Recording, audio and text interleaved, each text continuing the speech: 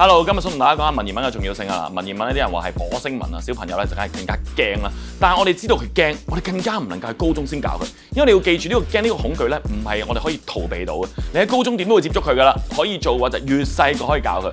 咁教佢嘅時候係點咧？其實我哋知道一個文言文，我哋有唔同嘅意思啦，有時同而家嘅意思咧其實有共通嘅。如果我哋能夠融會貫通嘅話，自然會得心應手嘅。咁啊，刑號6段亦都會提供好多文言文唔同嘅練習啦，希望由淺入深。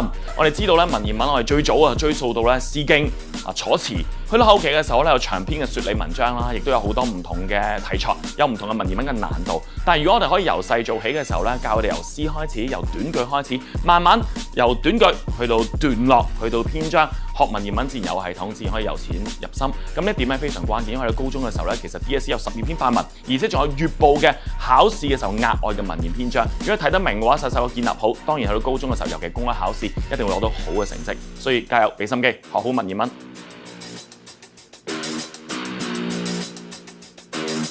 嗯